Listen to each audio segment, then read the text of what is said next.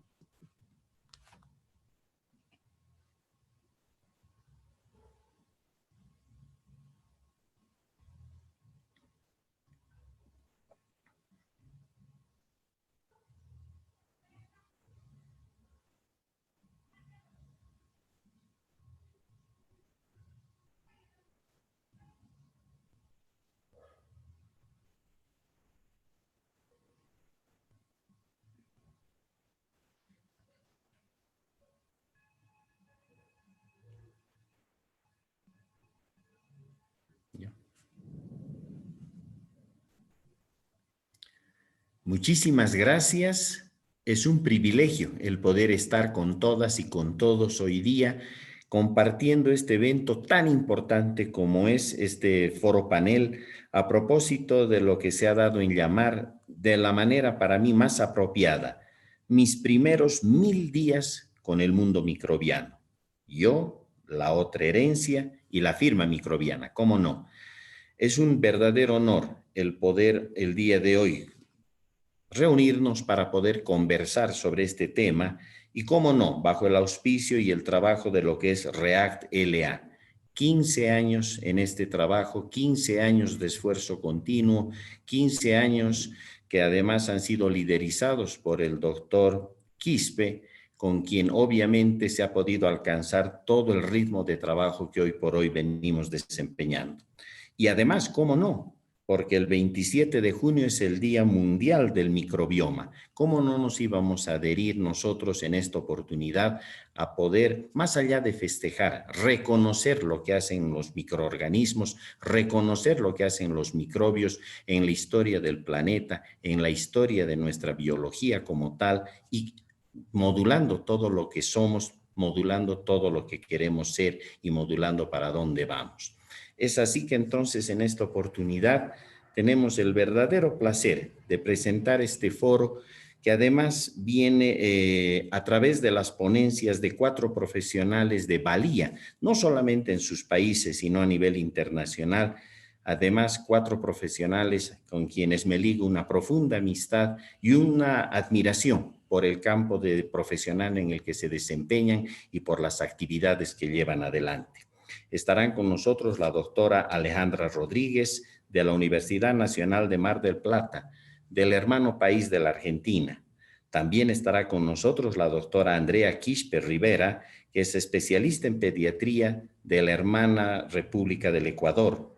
Cómo no, la doctora Paola Zambrana, especialista en medicina familiar y comunitaria también de la hermana República del Ecuador, y la doctora Laura Badel, especialista en infectología del hermano país de Colombia. Son países que, hermanados como siempre, una vez más salen a la palestra para, en este caso, conversar a propósito de lo que significan los microorganismos, el microbioma, dentro de esto que se ha dado en llamar mis primeros 1000 días con el mundo microbiano. Estamos seguros que nuestro líder, el doctor Arturo Quispe, ha de estar muy satisfecho por todo lo que va a suceder en esta mañana y no perdemos más tiempo. Nos vamos directamente a presentar los trabajos y obviamente a cada una de nuestras formidables profesionales con quienes tengo hoy por hoy el privilegio de poder compartir. En primera instancia la tenemos a la doctora María Alejandra Rodríguez. Ella tiene como especialidad la tocoginecología, posgraduada además en medicina ayurveda. Es profesora adjunta de salud integral de la mujer de la Escuela Superior de Medicina de la Universidad Nacional de Mar del Plata de la República Argentina. El tema con el cual ella va a trabajar el día de hoy es embarazo y parto, microbiota intestinal y del aparato reproductor materno. En realidad, ella nos va a mostrar cómo los 1000 días existentes entre la concepción y los 2 primeros años del niño se convierten en una etapa de una gran vulnerabilidad, tanto para el niño como para la mamá, pero también un periodo de grandes oportunidades para la salud presente y futura de ambos. Ha de ser interesante lo que nos muestre para reflexionar sobre la mayor cantidad y mayor biodiversidad de la microbiota de la mujer versus la del varón, hecho que todavía falta profundizar en cuanto a todos los aspectos que implicaría intuitivamente. Además, nos ha de permitir inferir que la mujer se convertiría en una guardiana de la siembra transgeneracional, porque alberga esa mayor riqueza, esa diversidad y variedad de microorganismos. Además que muchos territorios que tradicionalmente los considerábamos libres de microorganismos, a la luz de los conocimientos hoy nos van a mostrar cómo esa microbiota de baja biomasa diversa, que sería la primera impronta en la vida intrauterina, empieza a marcar este camino. Estas modificaciones gravídicas de la microbiota también tienen un rol en estos primeros 1000 días y hasta llegar al arribo de un embarazo a término saludable. Este es el trabajo que nos ha de mostrar la doctora Alejandra Rodríguez, a quien tengo el gusto y el privilegio de presentar. Doctora, adelante cuando usted quiera.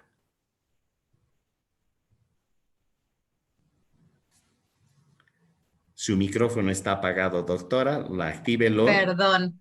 Ah, Muchas gracias, Cristian. Muchas gracias, React. Para mí es un honor estar hoy con todos ustedes. Así que, y con este panel también de profesionales, que la verdad que es un lujo. Bueno, voy a compartir pantalla. Ustedes me dirán a ver si pueden ver. Está bien, doctora. Sí.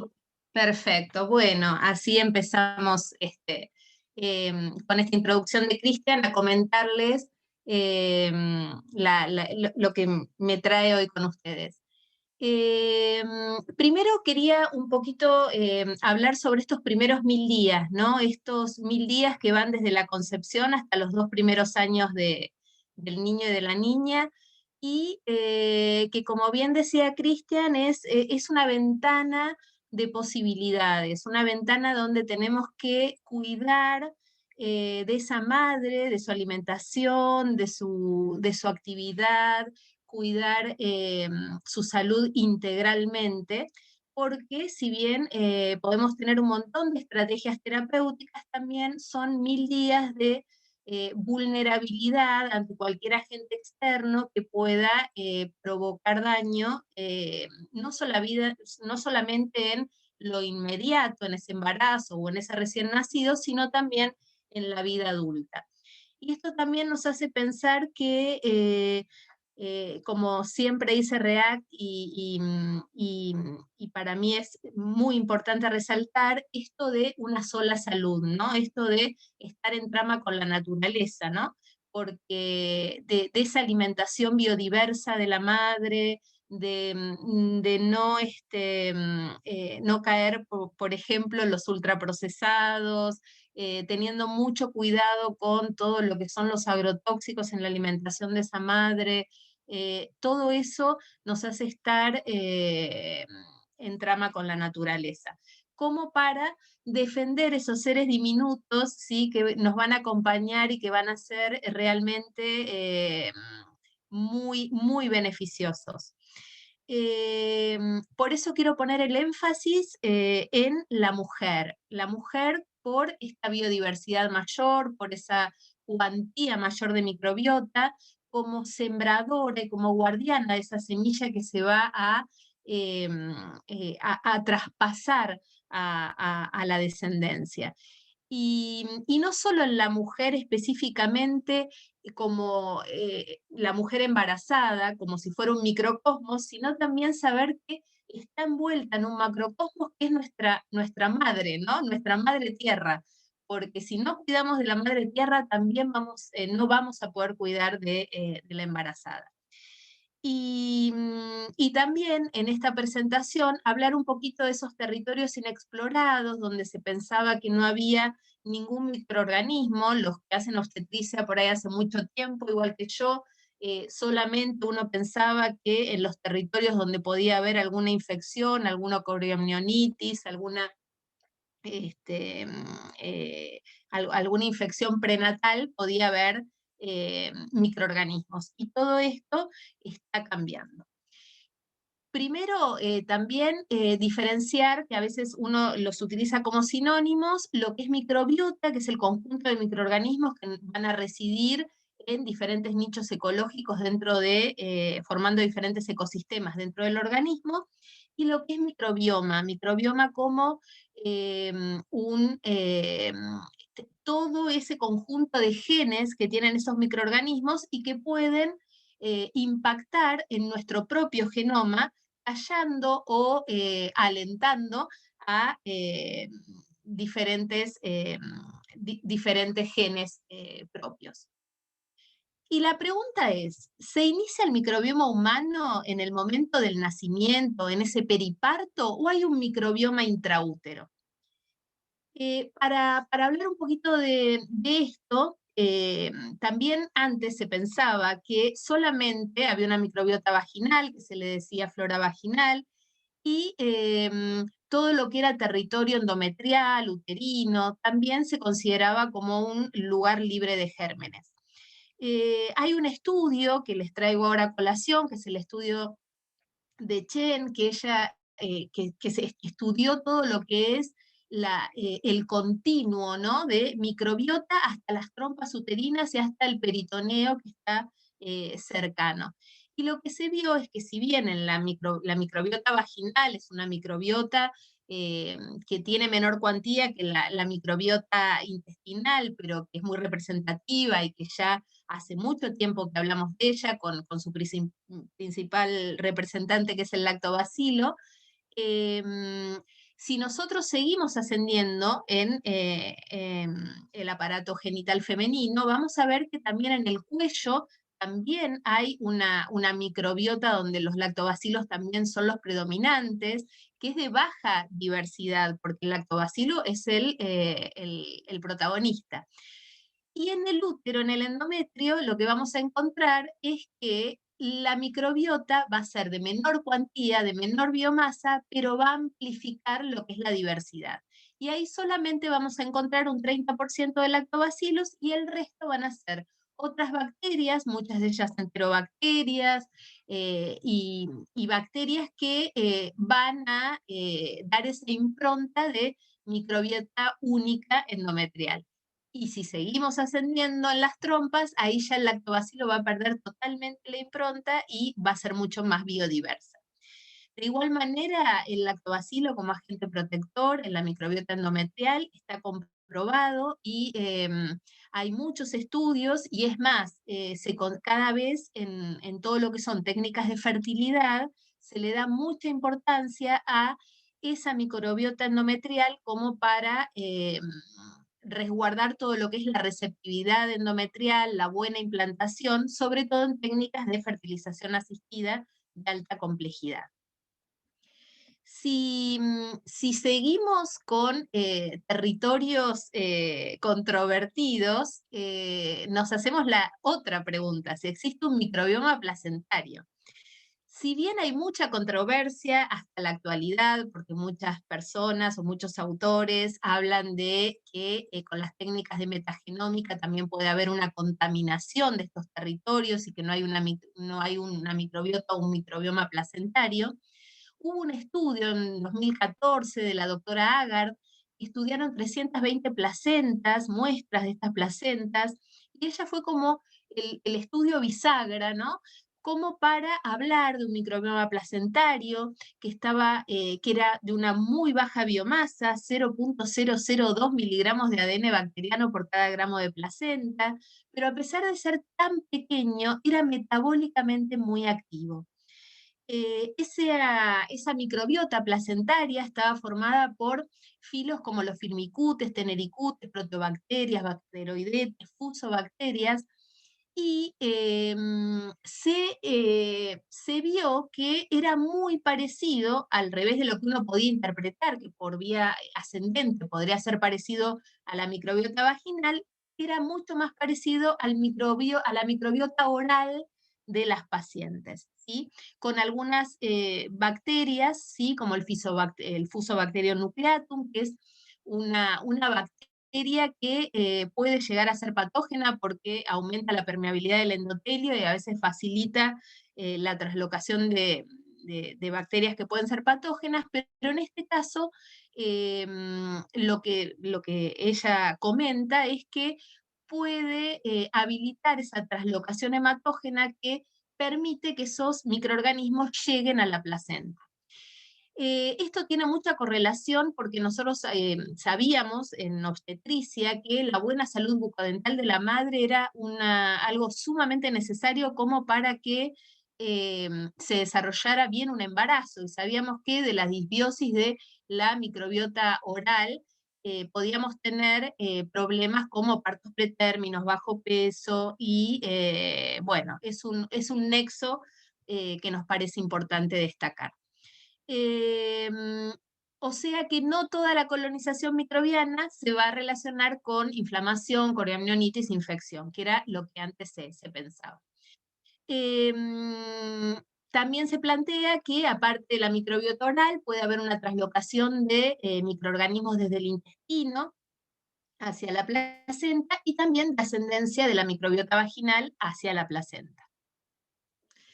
También se habla de una microbiota de líquido amniótico, pero bueno, esos territorios están muy controvertidos. Yo creo que es un campo maravilloso para seguir explorando. También lo que sucede en el embarazo es como en todas las embarazadas va a haber cambios o modificaciones gravídicas, como pueden ser la hemodilución, como puede ser el aumento de la glándula mamaria. También hay cambios gravídicos que influyen en el microbioma. Por ejemplo, en el microbioma intestinal, donde lo que se ve es que entre el primer y el tercer trimestre, sobre todo después del segundo, van a aparecer bacterias que en una no embarazada nos podrían hacer pensar en un desarrollo de un síndrome metabólico, de mayor inflamación, pero que en el embarazo son sumamente importantes porque van a ser bacterias que me van a permitir ahorrar energía, y esa energía me va a permitir un mejor crecimiento fetal, y ese ahorro de energía guardarlo también para todo lo que es la lactancia materna. Y además, eso proinflamatorio también me permitiría esa colonización, esa translocación de bacterias intestinales a el territorio de la placenta. O sea que muchos cambios que uno asumiría como una disbiosis en una no embarazada, en el embarazo son sumamente necesarios. Lo mismo en la microbiota vaginal, donde a pesar de que siempre el lactobacilo va a ser preponderante, se vuelve mucho más preponderante en el embarazo, y va a haber una estabilidad de lactobacilos con una mucho menor diversidad. Y eso es sumamente importante porque sabemos que el lactobacilos, con la disminución del pH, el efecto protector de la formación de ácido láctico, va a hacer que los patógenos no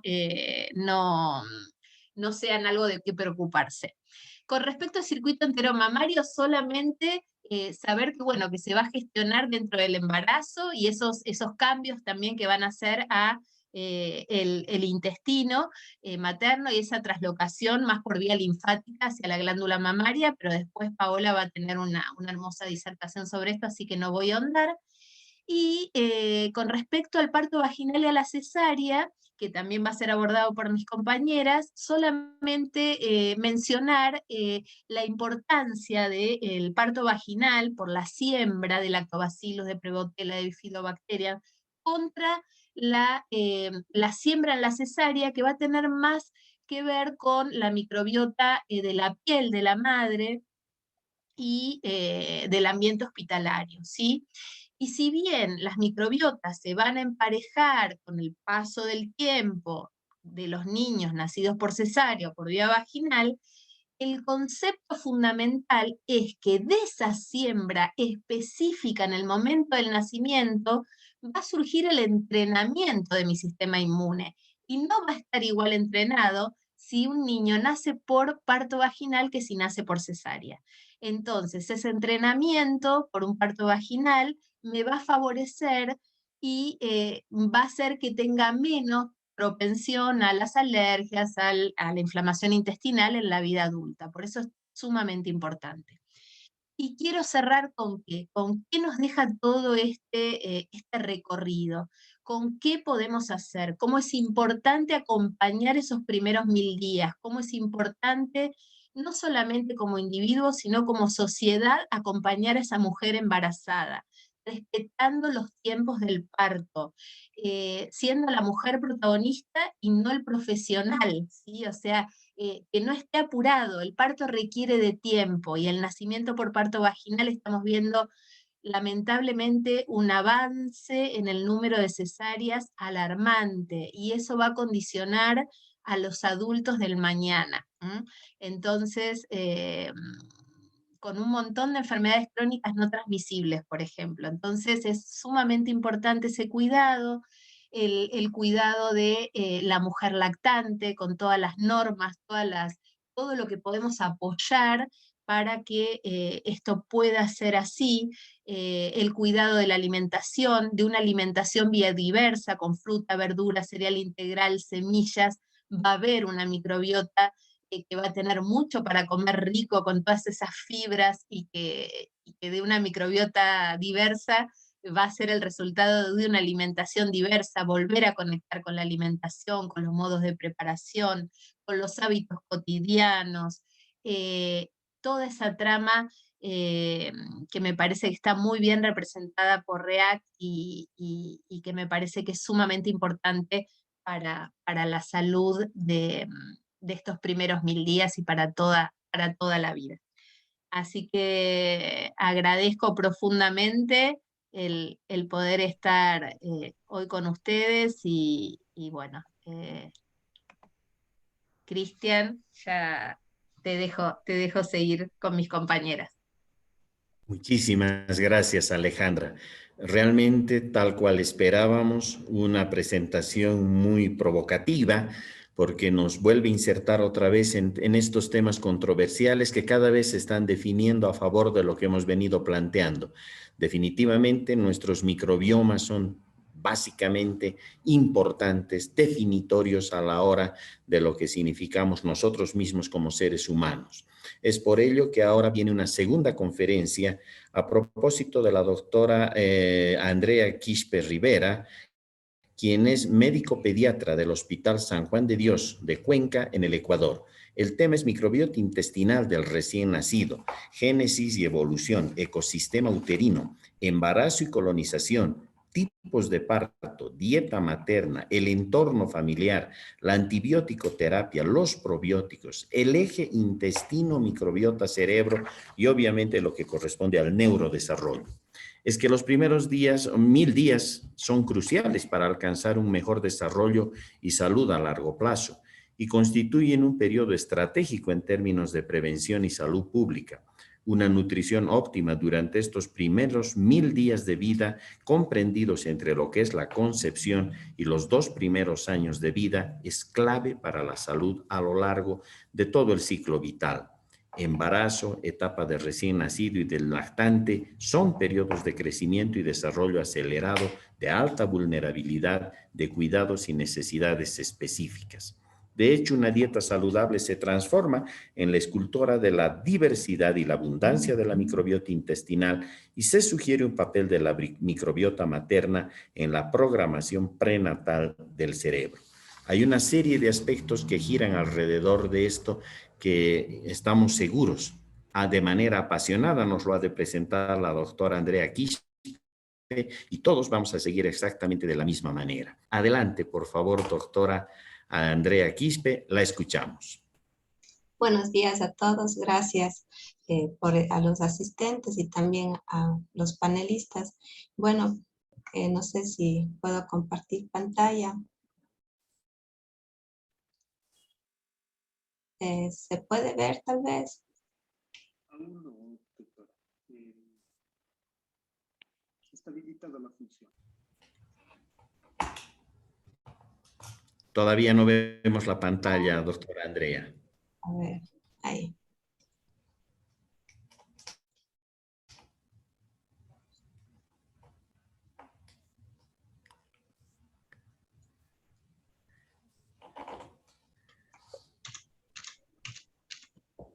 Ya. Bueno, hablamos que los primeros 1000 días de vida pues son cruciales para alcanzar el mejor desarrollo y salud a largo plazo, constituyéndose en un periodo en cuanto a términos estratégicos de prevención y salud. La nutrición durante estos primeros 1000 días pues son fundamentales, ya que es la clave para la salud a lo largo de la vida. Como se ha mencionado, este periodo de tiempo va desde la concepción hasta los primeros 2 años de vida. Hablamos que la etapa del embarazo, del nacimiento y del lactante son periodos de alta vulnerabilidad, así como de crecimiento y desarrollo acelerado, de cuidados y necesidades especiales y específicos. Pues el crecimiento y desarrollo durante estos primeros días van a estar determinados por la genética, así también como el ambiente que interactúa entre sí. Y como bien se mencionó, pues esta programación metabólica precoz ocurre durante la etapa fetal neonatal, en donde se puede asociar con obesidad y otras enfermedades no transmisibles. Hablamos de enfermedades no transmisibles, pues aquellas enfermedades infecciosas que progresan lentamente durante un largo periodo de tiempo. Estos trastornos son en gran parte prevenibles y comparten factores de riesgo. Tenemos que la vida temprana, por la gran plasticidad que existe, pues es una ventana de oportunidades ideal para intervenir y prevenir en cuanto al riesgo de enfermedades no transmisibles. ¿Cómo se va a formar nuestra microbiota? Hablamos que estos primeros 1000 días es la ventana de oportunidades para la modulación de la microbioma. En sí hemos dividido este periodo en 3 factores: prenatales, natales y postnatales. Dentro de los factores prenatales, pues es el primer contacto con la microbiota, en donde van a intervenir el tipo de alimentación de la madre, inclusive antes de la concepción. Así durante ella será importante el uso de antibióticos en ella, así como el estrés que la madre será sometida. En los factores natales hablamos del tipo de parto, sea natural o cesárea, la edad gestacional, el uso de antibióticos en la madre, pues influirá en la modulación de la microbiota del recién nacido. En los factores postnatales mencionamos en cuanto a la alimentación el uso de leche materna versus leche de fórmula en el recién nacido, la dieta de la madre, así como el destete, el inicio de la alimentación en el neonato, al igual que cuando recibirá sus primeros alimentos en la infancia, la exposición a factores ambientales como es las caricias de su madre, de los padres, así como también de sus hermanos, del entorno que le rodee, la exposición a animales, pues influirá en la modulación de la microbioma de este ser, al igual que la administración de antibióticos durante este periodo de tiempo. Los factores prenatales, pues hemos hablado que la dieta va a ser la escultora de la diversidad y abundancia de la microbiota intestinal. Así decimos que una dieta inadecuada, tanto de macro como de micronutrientes, pues durante el embarazo se ha relacionado con una microbiota materna alterada o deficiente en el desarrollo neurocognitivo. Así se menciona que durante el primer trimestre del embarazo, el uso, por ejemplo, de vitamina E es importante, ya que se ha asociado a una mayor función pulmonar en los niños mayores de 5 años, pues en esto se apoya la idea de la programación fetal en cuanto al crecimiento pulmonar que se encuentra relacionada a esta vitamina. También se ha sugerido el papel de la microbiota materna, volviéndose esta en la gran programadora del cerebro del recién nacido. Pues dentro de los factores natales mencionamos que el requerimiento de una embarazada es del 10% de nutrición, de ahí que el sobrepeso y la obesidad materna llevaría a factores de riesgo con un mayor déficit neurológico en el recién nacido, así como un comportamiento social deficiente en jóvenes y un fenotipo similar a la ansiedad, un mayor riesgo de sibilancias, asma, enfermedades respiratorias en los niños, y se ha visto que el déficit de vitamina B, ácido fólico, así como hierro y zinc, van a tener efectos perjudiciales en el desarrollo neurocognitivo en humanos y en roedores. Se ha comprobado esto. También hay estudios que demuestran que una dieta vegetariana en un embarazo temprano pues se asoció a una microbiota que sea distinta, va a mejorar la biosíntesis de los ácidos grasos, así como de los folatos.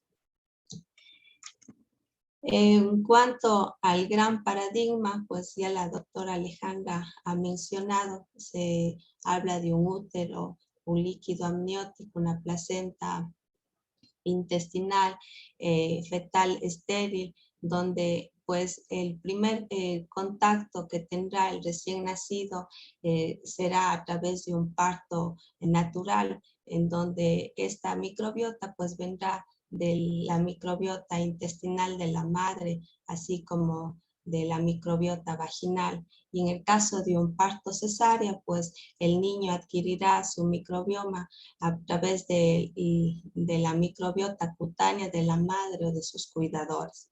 La hipótesis, hablamos de que una microbiota neonatal será adquirida antes del nacimiento, donde probablemente el bebé estará expuesto a un contacto con la microbiota placentaria, la cual se sugiere que viene esta microbiota bucal como intestinal, y luego el niño seguirá adquiriendo su microbioma a partir del parto natural o cesárea.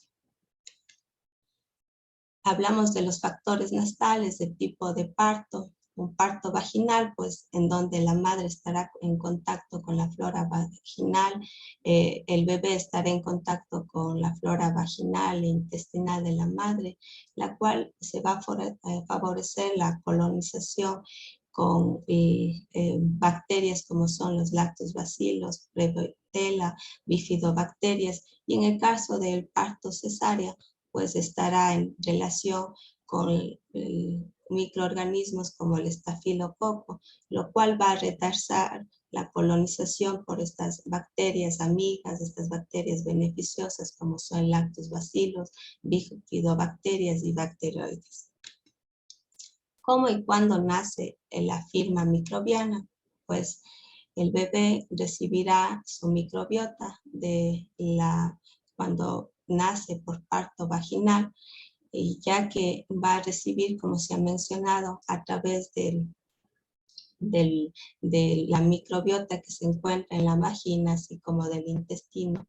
También el bebé adquirirá de la leche materna, ya que ésta establecerá a las bacterias beneficiosas y amigas y hará que compitan con las bacterias patógenas, y esto va a llevar a que se prevenga de problemas infecciosos del tracto respiratorio, así como también de diarreas en el recién nacido. Dentro de los factores natales tenemos la edad gestacional del bebé. Tenemos que los niños prematuros van a ser hospitalizados y por lo tanto habrá una exposición prolongada a los antibióticos, a nutrición parenteral, y esto llevará a un cambio en la composición de la microbiota intestinal, una baja diversidad de estas bacterias amigas, así como también un número elevado de bacterias patógenas, como es el Clostridium, la Klebsiella pneumoniae, y habrá una colonización retardada en cuanto a microorganismos como son las bifidobacterias, lactobacillus, debido a un retardo en la lactancia materna. Dentro de los factores postnatales, pues hemos hablado que estos 1000 días es un periodo de oportunidades, se abre la ventana, y aquí la leche materna pues va a ser la pionera en esta colonización, pues se ha reconocido que es la fuente de bacterias comensales y potencialmente probióticas que van a actuar en la colonización intestinal del neonato, jugando un papel clave en la salud infantil. Dentro de los probióticos decimos que estos son microorganismos vivos que en cantidades adecuadas pues van a beneficiar la salud del huésped, ya que va a mejorar la composición de la microbiota intestinal, va a preservar su estabilidad, así como también esta va a competir con los nutrientes, con los patógenos, y va a favorecer la barrera de la mucosa intestinal. También estos probióticos pues van a tener un efecto antiinflamatorio y van a modular el sistema defensivo inmunitario. Los prebióticos, pues estos son compuestos no digeribles presentes en la dieta, como por ejemplo la alcachofa, el ajo, la cebolla, el puerro, el trigo, espárragos, y estos van a ser los encargados de estimular el crecimiento y actividad de los microorganismos autóctonos, beneficiando así la salud. Su objetivo principal va a ser favorecer el desarrollo de bifidobacterias. Este se constituye en el mayor porcentaje de microorganismos presentes en el intestino, especialmente el colon. El uso de antibióticos, pues antes, durante y después del nacimiento, pues van a producir anomalías en las interacciones de la microbiota neuroinmune, asociándose así a un mayor riesgo de atopía infantil, de asma, de alergia, obesidad y trastornos neurológicos, pudiendo pues retrasar o incluso obstruir el proceso natural de esta impronta inmune. Gracias a todos por su atención.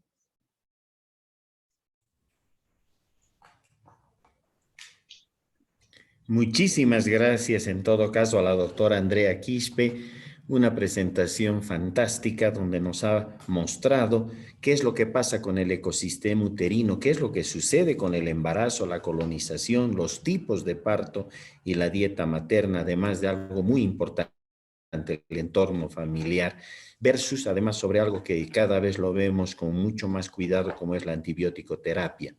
Es que estamos detrás de esto, ¿verdad? Una sola salud, una salud integral que permite manejar en todo caso ahora, desde el punto de vista que aborda todo nuestro nuevo sistema, pues una imagen diferente, una imagen más humana, una imagen más del ser humano como tal.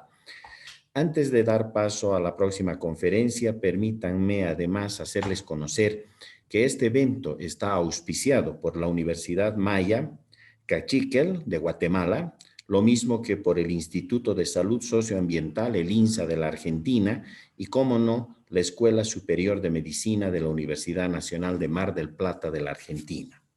Ahora sí, es el turno de la doctora Viviana Paola Zambrano. Ella nos ha de presentar el tema leche materna, un alimento microbiano, la hora de oro, el apego madre-niño. La doctora Viviana Paola Zambrano es doctora en Medicina y Cirugía por la Universidad de Cuenca, con diplomado superior en Desarrollo Local y Salud por la Universidad Técnica Particular de Loja, magíster en Gerencia de Salud para el Desarrollo Local por la Universidad Técnica Particular de Loja y es especialista en Medicina Familiar y Comunitaria por la Universidad de Cuenca. Es que definitivamente cada vez que nosotros llegamos hasta este aspecto de la leche materna, vemos que definitivamente se constituye en un alimento natural producido por el organismo de la madre para contribuir en la alimentación del lactante. Es una combinación acuosa de nutrientes, de células, de hormonas, de inmunoglobulinas, de bacterias, de enzimas, etcétera, que confieren todas las propiedades importantes a este fluido vital, a este fluido maravilloso como lo es la leche materna. Ahora sí, doctora Paola Zambrano, cuando usted desee, la escuchamos. Buenos días a todos. Realmente es un placer contar con estos panelistas, como dijo la doctora Alejandra, de lujo, y compartir con todos los asistentes estos temas que son de vital importancia para el desarrollo de todos los niños y por su bien y su futuro. Voy a compartir la pantalla para poder iniciar la exposición.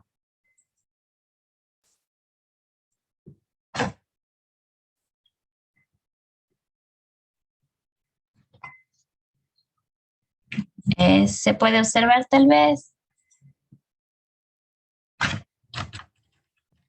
No sé si es que me pueden informar si se está observando la...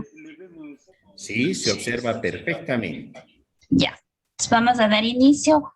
A mí me ha tocado hablar sobre el microbioma de la leche materna. La leche materna es un fluido fisiológico complejo. Está considerado como un tejido vivo que contiene células y bacterias.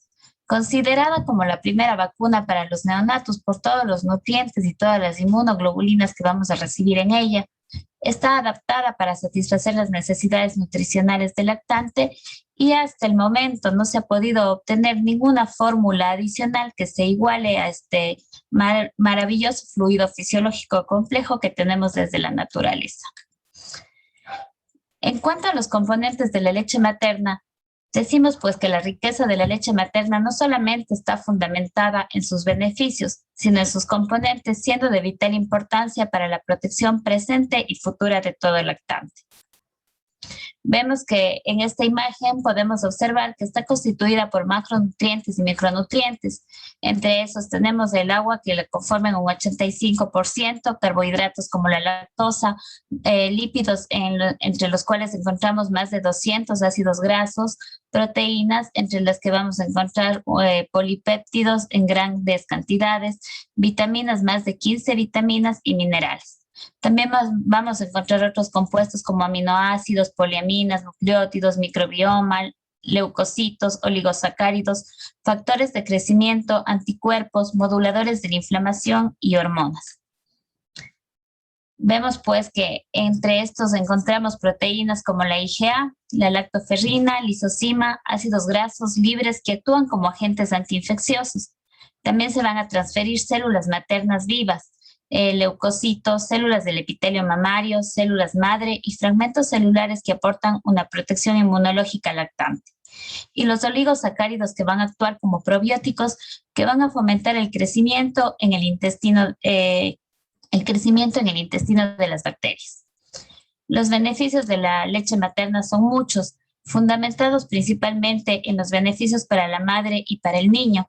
Va a aportar nutrientes necesarios al lactante, va a fomentar un buen desarrollo infantil, previene infecciones, previene alergias y evita el desarrollo a futuro de enfermedades como diabetes y obesidad. Esta imagen resume los principales beneficios que vamos a obtener con la leche materna.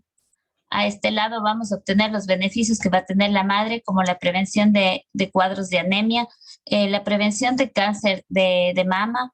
También vamos a evitar con la lactancia materna cuadros de depresión postparto, principalmente por el vínculo en el cual se desarrolla entre la madre y el niño producto de la lactancia materna. Vemos aquí el fortalecimiento del vínculo madre-niño y prevención de la osteoporosis. En cambio, en los niños vamos a obtener algunos beneficios como es la prevención de alergias, problemas de eczema de piel. Vamos a fomentar un mejor desarrollo cognitivo, vamos a evitar problemas intestinales y a nivel de la mucosa gástrica, vamos a evitar problemas de obesidad y diabetes en el futuro y la disminución de una serie de infecciones como tenemos la sepsis y las infecciones de oído.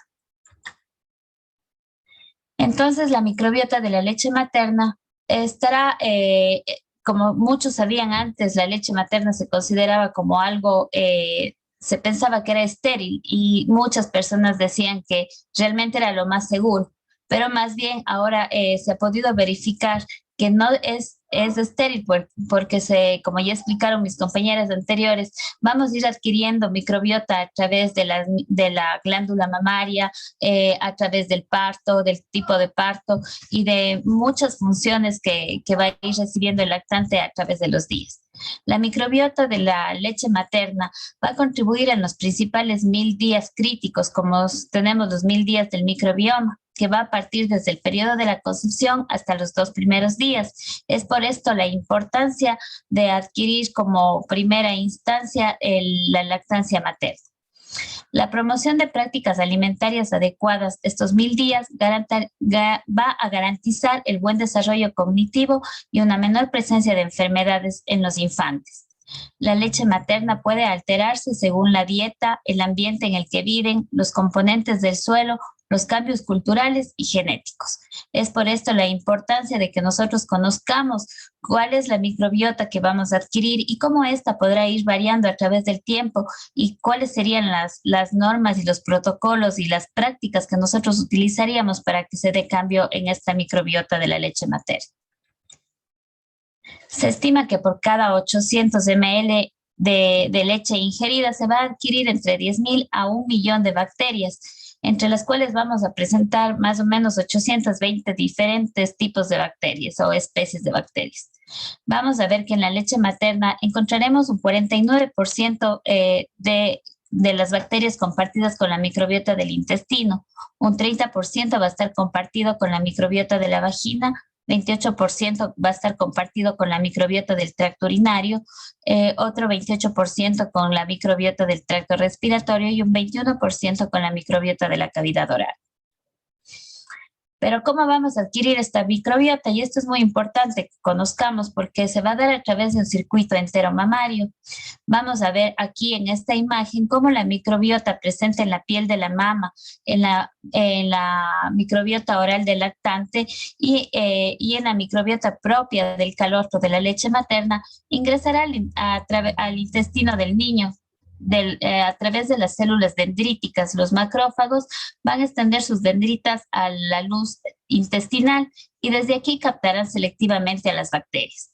Estas bacterias llegarán a la lámina propia y luego a través del ganglio linfático mesentérico serán transportadas a través de la circulación en la linfa y la sangre y llegando luego a constituirse también la microbiota mamaria.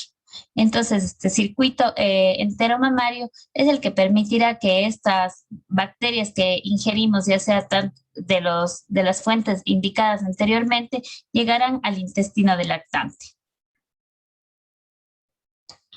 La importancia de estas bacterias, una vez que están presentes en la leche materna, serán debido a su función prebiótica y a la función de defensa inmunológica. La falta de enzimas para digerir los alimentos en los recién nacidos se cumple gracias a la microbiota existente en ella. Esta va a descomponer los oligosacáridos en ácidos grasos de cadena corta, siendo una fuente de energía para los colonocitos. Como vemos, las bacterias en la leche materna tienen una función importante. Aquí voy a describirles algunas de esas, en donde vemos que Lactobacillus rhamnosus y crispatus van a favorecer la protección antiinfecciosa ante bacterias como Staphylococcus aureus, que va a estar implicada en cuadros de mastitis y de infecciones neonatales. También tenemos el Lactobacillus salivarius, que va a tener su función antibacteriana frente a Salmonella entérica. Los Bifidobacterius, Lactobacillus fermentum y Lactobacillus salivarius van a tener su función en la regulación del sistema de defensa. Y los Bifidobacterius y bacteroides van a tener efectos protectores frente a posibles colonizaciones patógenas por otros enteropatógenos.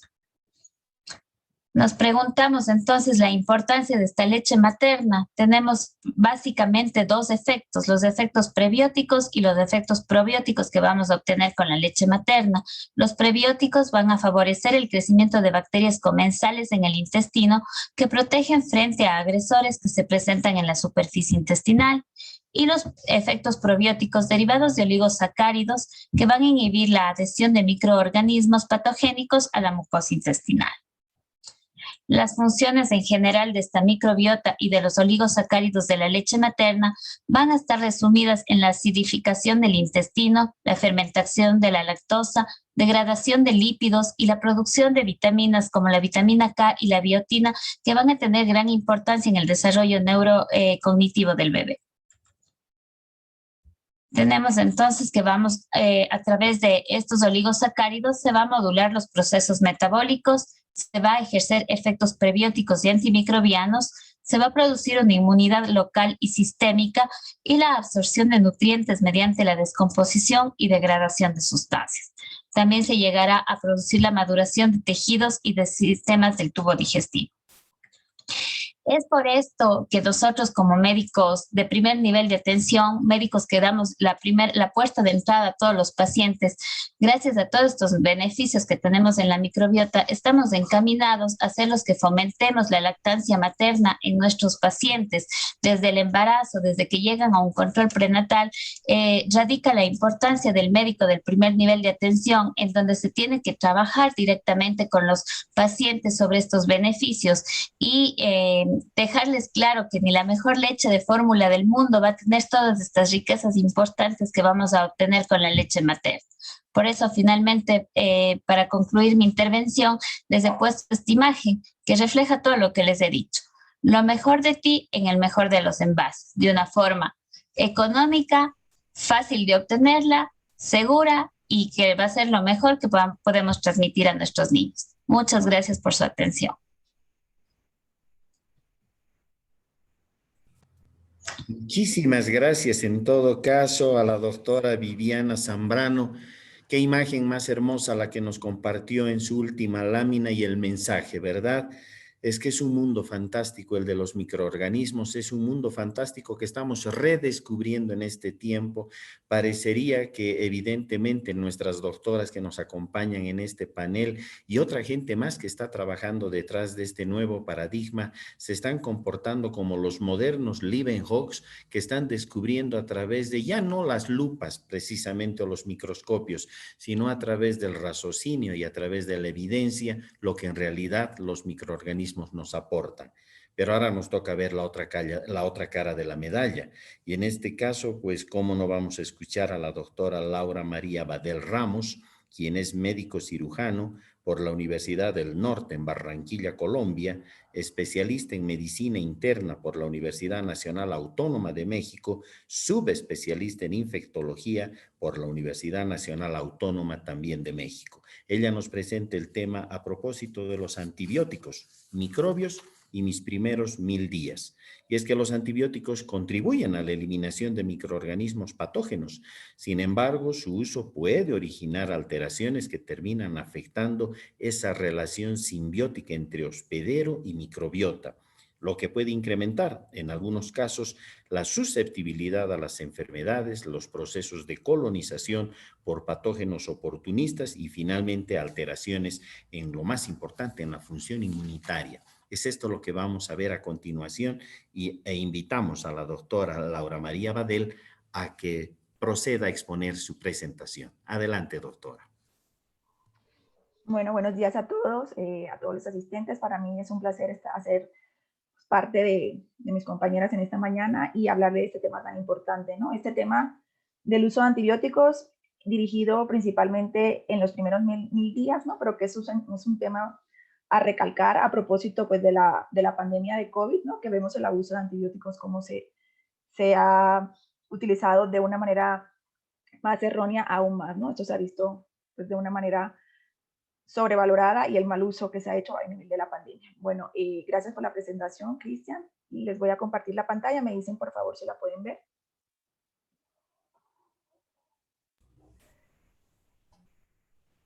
La estamos viendo, Laura. Adelante.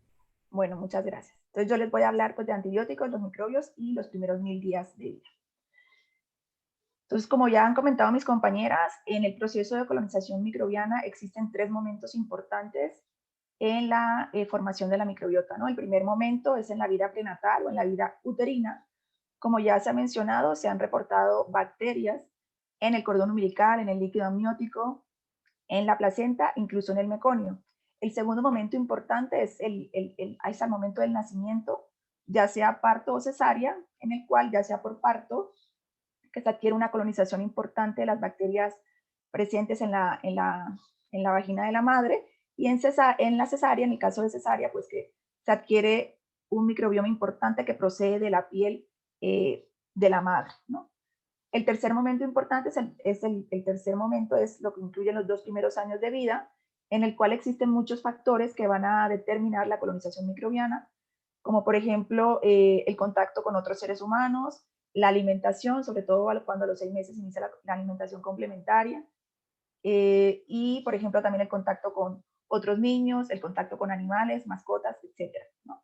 Entonces, a lo largo de este proceso, de esta colonización, existen muchos factores que van a impactar en el establecimiento de esta microbiota, principalmente la microbiota materna, el método de parto y la alimentación, temas que ya se han revisado, y otro punto muy importante es el uso de medicamentos. Los más estudiados son los antibióticos, que es lo que hablaremos un poquito. Sin embargo, también hay otros medicamentos, por ejemplo, los inhibidores de bomba de protones, como el omeprazol, que también pueden impactar en el desarrollo adecuado de esta microbiota. Entonces sabemos que los antibióticos se utilizan para la prevención y tratamiento de infecciones bacterianas. Sin embargo, esto como efecto adverso, como efecto secundario, va a producir alteraciones que van a afectar la relación mutualista o simbiótica que existe entre la microbiota y el hospedero.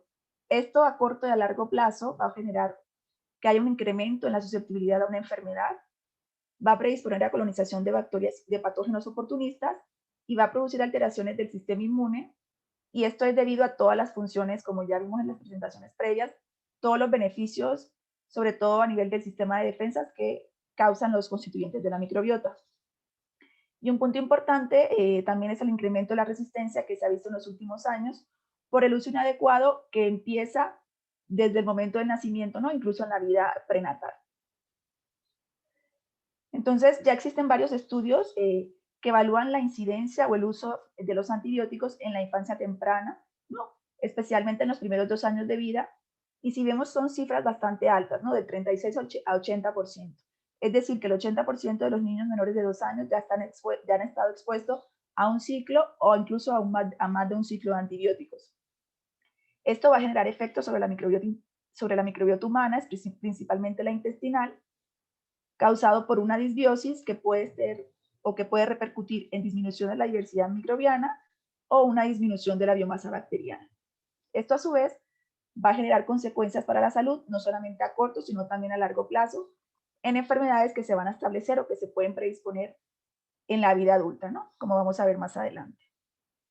Entonces, el uso de antibióticos en la vida prenatal y postnatal, sabemos que si bien la administración de antibióticos a menudo es urgente, incluso en algunos contextos, sobre todo en niños, el cuadro o la enfermedad más clásica es, por ejemplo, la neuroinfección por meningococo, ¿no? Que es una urgencia vital y que si nosotros no damos tratamiento incluso empírico, pues puede generar complicaciones, principalmente muertos, secuelas neurológicas. Si bien sabemos entonces que esta administración puede ser una urgencia vital, no está exenta de complicaciones, ¿no? El uso de estos antibióticos en la etapa prenatal o en la vida prenatal se ha estudiado que predispone a infección, o sea, principalmente se utiliza como tratamiento preventivo para infecciones como coriamnionitis y profilaxis de infecciones neonatales.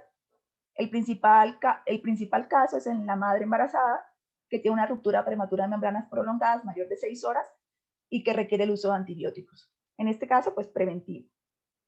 En la etapa perinatal y postnatal, el uso de antibióticos se realiza principalmente en el caso de una sospecha o de una confirmación de sepsis, principalmente sepsis de origen pulmonar o de origen urinario.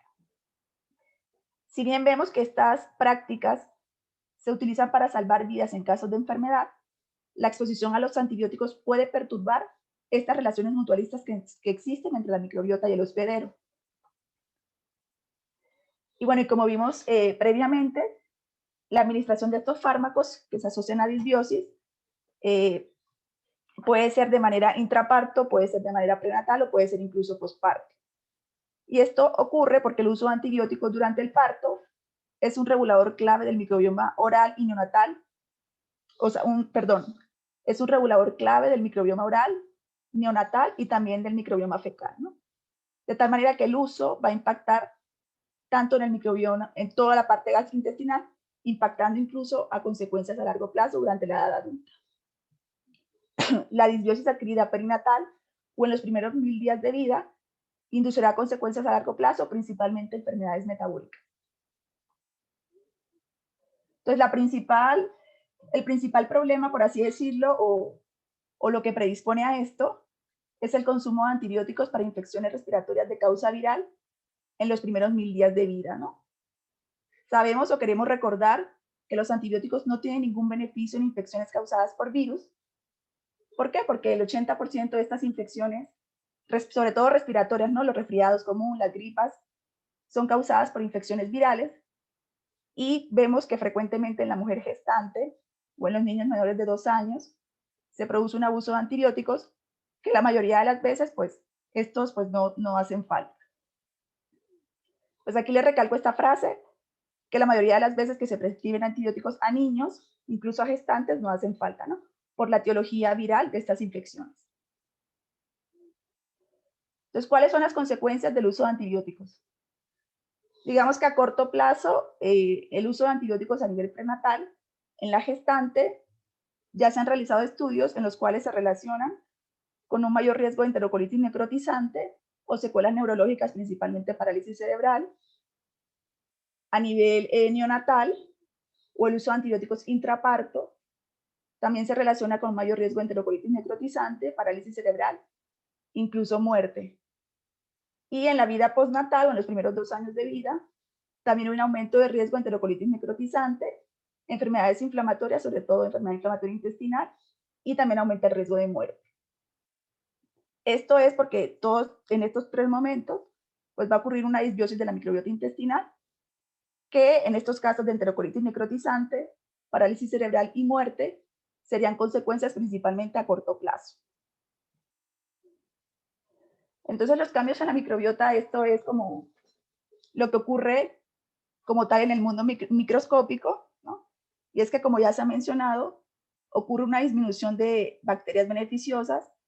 Las principales son lactobacillus y bifidobacterias, y va a haber un aumento de bacterias patógenas o bacterias que normalmente pueden encontrarse en el tracto gastrointestinal, pero que se vuelven oportunistas y por ende patógenas, ¿no? Sobre todo en este punto, enterobacterias como Escherichia coli, Klebsiella, Shigella, etc. Entonces, una de las principales o una de las consecuencias a corto plazo que se produce en la microbiota y una enfermedad que es súper frecuente encontrar por el uso de antibióticos a corto plazo es la diarrea asociada a antibióticos. Esta es la consecuencia más frecuente de la disbiosis intestinal secundaria al uso de antibióticos. Como lo mencioné, es un efecto adverso que se puede presentar de manera inmediata o a corto plazo, que ocurre en el 20% de los ciclos de antibióticos. Depende de la clase de antibióticos y de otros factores, ya sean factores del huésped, hospitalizaciones o brotes nosocomiales. En estos casos se ha visto que la administración de algunos probióticos puede disminuir la incidencia y la gravedad, pero pues no es algo que se haga de rutina, o sea, no se da de rutina a todos los pacientes que están expuestos a antibióticos, darle de manera preventiva probióticos, ¿no? Si bien esto puede mejorar y puede ayudar, no se hace hasta el momento de una manera rutinaria. Un ejemplo o un subtipo de diarrea asociada a antibióticos es la diarrea por Clostridium difficile, que como sabemos, pues también es secundaria al uso de antibióticos y que es una diarrea asociada a antibióticos que tiene una mortalidad y complicaciones más altas, sobre todo en el ámbito hospitalario. Bueno, eso de diarrea asociada a antibióticos es una consecuencia principalmente a corto plazo. Sin embargo, existen muchas enfermedades relacionadas como consecuencia a largo plazo del uso de antibióticos. Y aquí lo que es interesante es que, aunque son antibióticos que se utilizan en la vida perinatal, en la vida prenatal y en la vida postnatal, podemos ver que en los adultos esto puede llevar impacto y consecuencias para la salud, ya que el uso de antibióticos, incluso en la niñez, está asociado a enfermedades principalmente metabólicas, como sobrepeso y obesidad, inmunidad y alergia alimentaria, trastornos respiratorios, y aquí entran, por ejemplo, los casos de asma, los niños sibilantes recurrentes, en el caso gastrointestinal, enfermedades inflamatorias, enfermedades inflamatorias intestinales, sobre todo enfermedades de Crohn o CUSI, y trastornos metabólicos como diabetes o prediabetes. Entonces, en esta tabla podemos ver, por ejemplo, aquí les recalqué la amoxicilina, que es uno de los antibióticos mayor utilizados, sobre todo a nivel comunitario, y podemos ver cuál es el principal efecto en la microbiota, que es un cambio en la composición microbiana que está dado principalmente por disminución del lactobacillus. Esto, obviamente, ¿cuál es el efecto que va a causar en la inmunidad? Va a reducir la defensa antimicrobiana, reduce la expresión de moléculas del complejo mayor de histocompatibilidad, que tiene un papel predominante en la presentación de antígenos y en la prevención de infecciones. También el uso de amoxicilina incrementa la proteasa de mastocitos. Recordemos que los mastocitos son células que predisponen o que hacen parte de una liberación de componentes de la inflamación importante, de tal manera que el uso de amoxicilina predispone a procesos inflamatorios crónicos, por ejemplo, enfermedad inflamatoria intestinal. Y otra causa importante, bueno, otro uso de antibiótico frecuente es el uso de metronidazol, el cual también disminuye las cepas, por así decirlo, de fitobacteria y aumenta el riesgo de translocación bacteriana y por ende de infecciones bacterianas secundarias. Entonces, en esta tabla podemos ver lo que ocurre con una microbiota. La imagen de la izquierda es no expuesta a antibióticos. Podemos ver que es una microbiota diversa, con abundantes bifidobacterios, lactobacillus. Podemos ver que la pared intestinal está íntegra, están selladas esas uniones de protección y bueno, se mantiene un ambiente en armonía. En cambio, en la imagen de la derecha, cuando exponemos antibióticos, podemos ver que toda esa flora o esa microbiota residente, que es diversa y que es abundante, pues disminuyen estas bacterias, sobre todo bifidobacterias y lactobacillus, y predisponen bacterias patógenas. Esto a su vez hace que se pierda, por así decirlo, estas uniones que permiten que la pared intestinal sea íntegra, y como vemos en esta imagen, ocurre una translocación bacteriana, lo que predispone a sepsis e infecciones bacterianas secundarias por patógenos oportunistas. Entonces, como conclusiones, tenemos que los antibióticos tienen efectos perjudiciales inmediatos y a corto plazo sobre la salud, y esto es principalmente modificar la microbiota.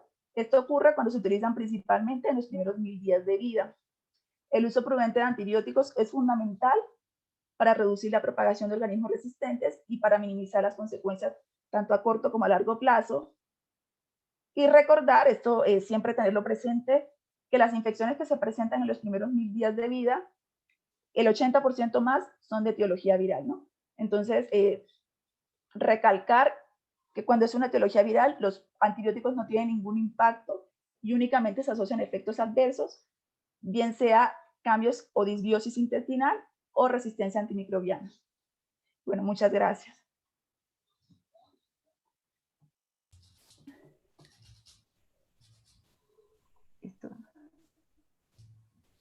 En todo caso, nosotros somos los agradecidos a la doctora Badel por tan excelente presentación. Lo que sí le vamos a pedir, perfecto, dejar de compartir la pantalla. Ahora sí. Ya. Definitivamente no es que estemos contra los antimicrobianos, y lo ha dicho muy claramente la doctora Badel. Contra lo que estamos en contra es contra el uso imprudente y irreflexivo de antimicrobianos allá cuando no se necesitan, y obviamente nos lo ha hecho muy claro el concepto la doctora Badel. Por otro lado, es bonito el poder estar con tantas especialistas que además manejan este cambio de paradigma, el romper paradigmas.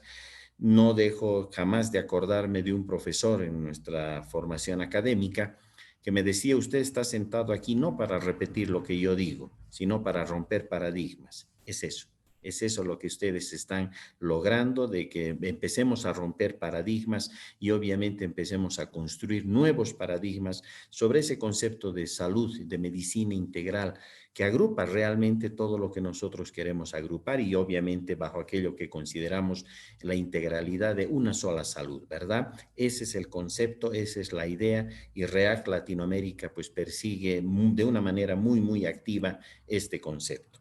Creo que con esto hemos concluido ya las presentaciones y abrimos el espacio para las consultas que eventualmente han podido llegar a través de lo que significa el chat. Y para ello me voy a permitir abrir el chat. Tenemos, hay una consulta a todos los panelistas, a todas las panelistas. Nos indica Rodríguez, es decir, que la ingesta de meconio, que se cree que es perjudicial para el bebé, causa de infecciones, y para lo que es necesario hacer un lavado gástrico, y además ahora parecería que en realidad es beneficioso para el bebé, ayuda a su microbiota intestinal. Esta la dejamos entonces para que la conteste en todo caso la doctora Paola Zambrano. ¿Qué nos puede decir al respecto de lo que ha planteado la persona que está interesada en esto? Bueno, sí, como decíamos, a través de todas las diferentes presentaciones, el hecho de la adquisición de la microbiota va a favorecer en los diferentes espacios y en las diferentes instancias en las cuales se adquiera, y dentro de esto la adquisición del meconio va a favorecer la adquisición de estas bacterias que luego posteriormente van a ayudar a la metabolización, y va a ayudar a la absorción de macro y micronutrientes en el bebé. Entonces, todo esto luego será metabolizado por diferentes oligosacáridos, y favorecer así, en cierta medida, la prevención de estas infecciones en los infantes. Muchísimas gracias, doctora Paola. Si en todo caso la doctora Andrea Quispe también quisiera opinar al respecto, la escuchamos. Gracias. Bueno, pues en sí, como mencionó la doctora Laura, se ha visto estudios en donde se demuestra que el meconio tiene en sí microorganismos. De ahí que hablamos de la aspiración meconial. Cuando un niño está sometido de pronto a un sufrimiento fetal, pues será eliminado el meconio hacia el líquido amniótico, y de ahí de pronto podría haber una aspiración.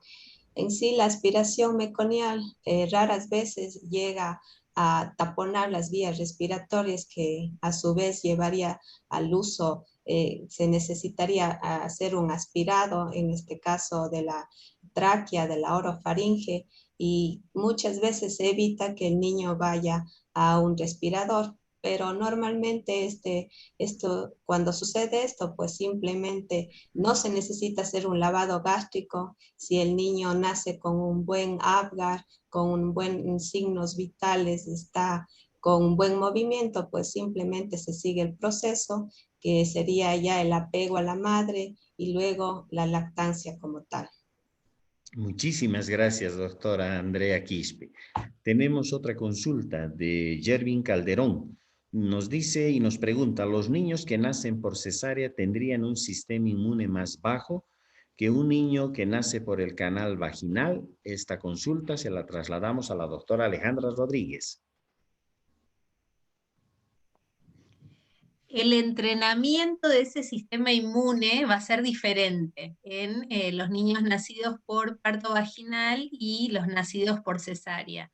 Y eso es sumamente importante porque pueden desarrollar una desregulación del sistema inmune, generando, como nos comentaban también, más propensión a el aumento de permeabilidad intestinal, generando más enfermedad inflamatoria intestinal, más atopías, más síndromes metabólicos en el adulto.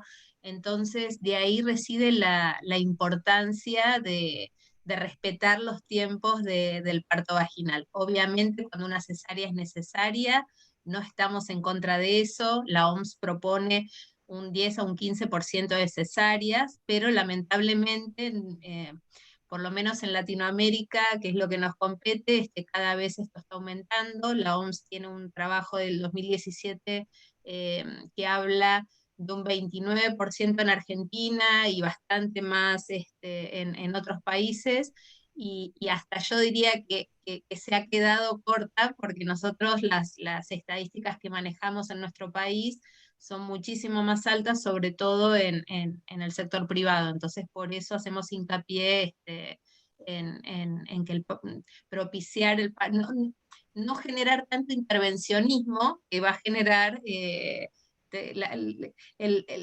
intervencionismo nuestro va a generar seguramente más cesáreas.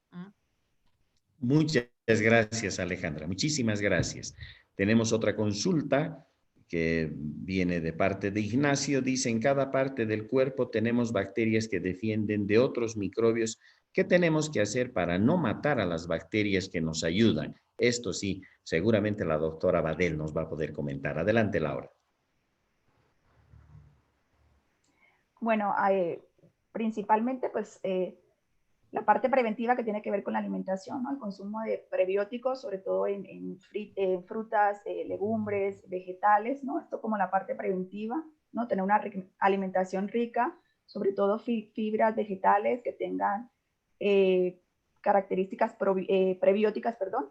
Pero en lo que respecta principalmente al uso de antibióticos es no utilizar antibióticos para infecciones virales.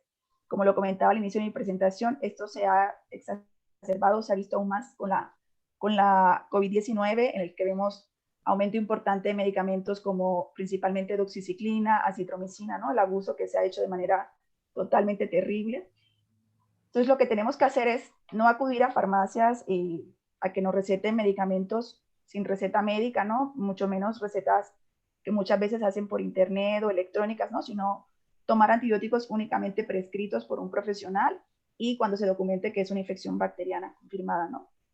Las infecciones virales no se curan con antibióticos, no se previenen con antibióticos, y cuando realmente se presenta una infección bacteriana, lo que va a hacer es que al momento, cuando sí necesitemos antibióticos, pues las opciones terapéuticas que vamos a tener pues van a ser pues menores, porque todo esto va a predisponer a resistencia bacteriana. Entonces, lo que hay que hacer es tomar antibióticos únicamente cuando sean necesarios, tener una alimentación balanceada, sobre todo en fibras vegetales con características prebióticas, y pues nada más, eso sería. Muchísimas gracias, Laura. Excelente el comentario y creo que no tenemos más consultas. Recordar que este evento ha sido auspiciado por la Universidad Maya Cachiquel de Guatemala, por el INSA, que es el Instituto de Salud Socioambiental de la República Argentina, y la Escuela Superior de Medicina de la Universidad Nacional de Mar del Plata. Obviamente, todos detrás del esfuerzo que hace REACT Latinoamérica para poder consolidar estos criterios, estas ideas con las cuales se está trabajando en la actualidad. Tenemos, creo, alguna consulta más. Sí, de Carlitos Bacasela. Dice, a la luz de las exposiciones de las doctoras, es preocupante el incremento de las cesáreas. ¿Por qué se incrementan? ¿Está justificado? Y en los casos justificados, ¿qué se puede hacer para que los niños, niñas sean colonizados o colonizadas por la microbiota vaginal de la mamá? Esta consulta se la haremos a Alejandra para que nos pueda contestar qué está pasando con esto de las cesáreas. Yo creo que es un tema bastante complejo, ¿no? Porque tiene muchas aristas, ¿no? Desde a veces la educación también y en el acompañamiento prenatal, esto de que una cesárea no es algo rápido como un trámite que va a evitar dolor, sino que va a tener un 10% más de mortalidad, que va a generar todo esto. Si nosotros pudiéramos educar mejor, seguramente no evitaríamos gran parte. También hay mucho de miedo por parte de los profesionales y miedo por parte de las personas, ¿no? Y lo fundamental me parece que un parto, sobre todo de una primigesta y todos los partos requieren tiempo. Y a veces el tiempo es escaso y no se respeta. Si empezamos a medicalizar, se empiezan a evitar tiempos, se empiezan a romper membranas para que se haga más rápido y bueno, y eso después termina en una cesárea que no debería estar indicada. ¿Y qué podemos llegar a hacer? O sea, también sacarles el peso o la culpa a las madres que han tenido una cesárea, ¿no? Porque no estamos para eso tampoco. Hay algunos estudios que hablan de hacer como un flush vaginal donde se toma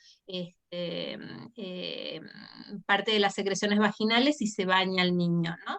Eso está todavía también controvertido y otra de las cosas es, bueno, si hay una cesárea también priorizar las otras vías de colonización.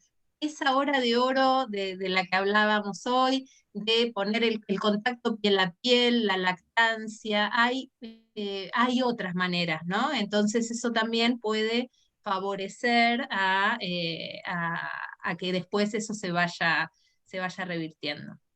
Y una cosita que quería agregar con respecto a los antibióticos, que también yo veo que REACT pone mucho énfasis en eso. Los antibióticos en los alimentos, los animales de crianza, ¿sí? Para su engorde y para su prevención sobre todo en la cría intensiva y en los feedlots, que reciben antibióticos, y eso también es una fuente de antibióticos muy preocupante en estos 1000 días. Muchísimas gracias, Alejandra. En todo caso, hay algo sobre los antibacteriales, pero creo que ya en este aspecto nos ha aclarado muy bien la doctora Badel. Hay una otra consulta que dice, hay toda una campaña de industrialización de probióticos encapsulados. ¿Cuáles pueden ser los riesgos asociados al uso permanente de tomar tabletas de probióticos industrializados como si fuesen suplementos alimentarios? ¿Quién quisiera tomar en todo caso esta pregunta para poderla absolver?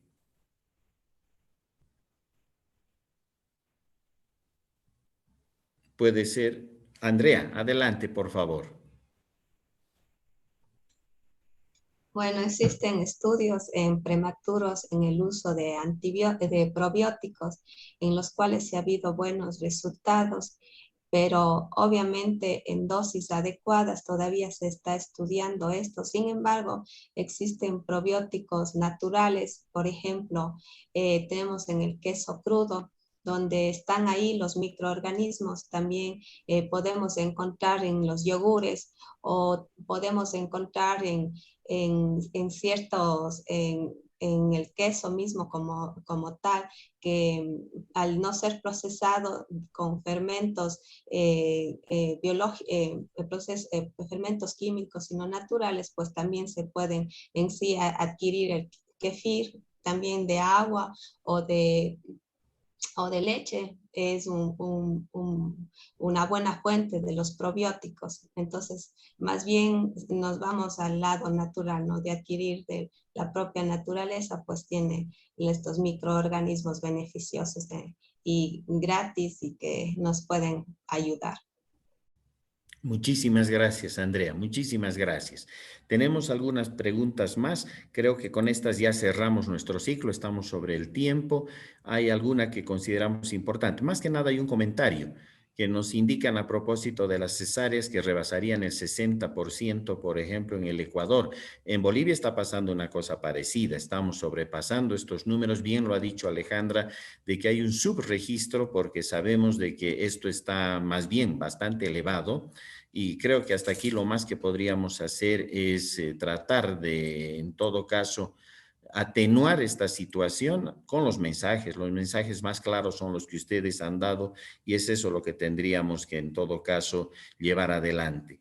De cualquier manera, tendríamos que, además, apuntar otro hecho que nos han consultado, y esto creo que se ha vuelto algo muy generalizado en nuestros países a propósito de la pandemia, y es qué efectos podría tener la vacuna en una mamá embarazada o qué efectos podría tener en los niños cuando las mamás están dando de lactar. Ahí creo que la evidencia todavía no es abundante ni conclusiva. Lo que sí nosotros sabemos es de que las vacunas son útiles y obviamente vamos tras las vacunas, no vamos a ir en contra de ellas.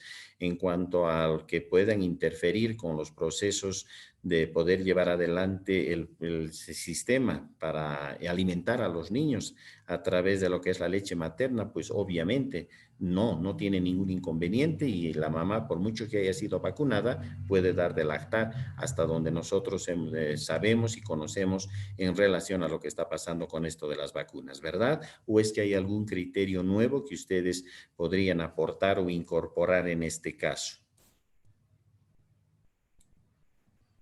No, pues que las vacunas pues son seguras. Eso. Sin duda esto no interfiere de manera relevante con la instauración de la microbiota, incluso específicamente en la vacuna de COVID, que son virus inactivos. Ya se ha demostrado que en la lactancia materna existe paso de anticuerpos de la leche materna al recién nacido, incluso, o sea, esto es algo protector. Por eso es que, bueno, al menos en Colombia y en otros países se recomienda la vacunación incluso a mujeres embarazadas y en mujeres lactantes, ¿no? Porque más que al contrario, ¿no? Es una protección por el traspase de anticuerpos y inmunoglobulinas al feto y la prevención, perdón, en el recién nacido de COVID-19, específicamente en este momento. Excelente, Laura. Excelente, muchísimas gracias. Creo que ahora sí hemos llegado al final. Le vamos a dar todavía unos minutos a nuestro coordinador y apoyo, que es Juan Carlos, pero en todo caso, para cerrar mi participación, es que hay que adherirnos a aquella frase hermosa de Saint-Exupéry: lo esencial es siempre invisible a los ojos, ¿verdad? Esa maravilla del Principito que en este instante toma cuerpo y toma fuerza, porque esos microorganismos invisibles a nuestros ojos definitivamente son esenciales para nuestra vida, para lo que es la vida del planeta, y a través de ello pues podemos alcanzar la comprensión total de este maravilloso fenómeno cual es la vida. Así que ha sido un verdadero privilegio el poder compartir con 4 profesionales de la valía que desde ya la poseen, además de países que están hermanados en un intento por cambiar lo que está sucediendo en este momento a través del uso imprudente de lo que son los antimicrobianos, de las concepciones a veces un poco todavía llamaremos clásicas en relación al mundo de las bacterias, con esa ecuación que la queremos modificar de bacteria igual infección igual antibiótico, y de una vez queremos destruir esa bioecuación que nos parece lamentablemente hoy por hoy ya anacrónica en relación a lo que vemos, vivimos y tenemos evidencias, ¿verdad? Una vez más, agradecidísimos y privilegiados por haberles escuchado, doctoras. Ha sido un verdadero honor el haber podido simplemente coordinar este esfuerzo de 4 profesionales fantásticas. Millón de gracias, de reiterado agradecimiento y reconocimiento. Y en todo caso, le vamos a dejar ahora a la posta a Juan Carlos un momentito, tiene un aviso importante que darnos, y con eso ya cerramos este panel, agradeciendo además al líder de todo este esfuerzo, el doctor Arturo Quispe, a quien le estamos siempre agradecidos y reconocidos por habernos ayudado a encontrar estas nuevas puertas de salida en este nuevo enfoque en cuanto a salud, una salud para todos. Adelante, por favor, Juan Carlos. Gracias, un agradecimiento, doctor Trigoso, a cada una de las expositoras de esta mañana. Ha sido una jornada muy interesante. Les quiero invitar para el día de mañana. Vamos a tener una nueva jornada. Estaremos en un conversatorio y comunidad de práctica, le hemos llamado Alimentando el Microbioma, en el que abordaremos sobre la importancia de los alimentos y su relación con el microbioma. Mañana es el día propio del Día Mundial del Microbioma, así que les invitamos. Estaremos hablando sobre la trascendencia del mundo microbiano, los microbios en las dietas ancestrales, los peligros de comer en el capitalismo, etnobiología y microbiota, con farmacovigilancia y desecho de antibióticos. Estarán importantísimas médicos, representantes, microbiólogos, microbiólogas, chefs, estarán, y además un grupo de estudiantes que estarán también haciendo cocina en vivo con alimentos trabajados a base de microbios. Así que les invitamos el día de mañana a partir de las 10 de la mañana. Estaremos a través de la plataforma de Facebook Live desde las 10 horas, hora de Ecuador. Ahí pueden ver cada uno de los países. Así que les invitamos para el día de mañana, el conversatorio Comunidad en Práctica, alimentando el microbioma. Muchísimas gracias, Juan Carlos, y con esta bonita oportunidad que nos brindan otra vez para seguir conversando de estos temas que nos apasionan, nos despedimos este foro panel. Ha sido un verdadero placer y un verdadero privilegio. Muy buenos días, muy buenas tardes para toda nuestra comunidad de países latinoamericanos, para los más de 100 visitantes que estuvieron atentos a vuestras participaciones, a REACT Latinoamérica por amplificar estos esfuerzos, a Juan Carlos por ayudarnos en la coordinación y obviamente siempre nuestro reconocimiento a todo el equipo que trabaja en REACT Latinoamérica desde todos los esfuerzos que se vienen haciendo y obviamente orientados hacia lo que se busca. Muchísimas gracias, tengan muy buenos días, muy buenas tardes a toda Latinoamérica. Hasta pronto. Gracias.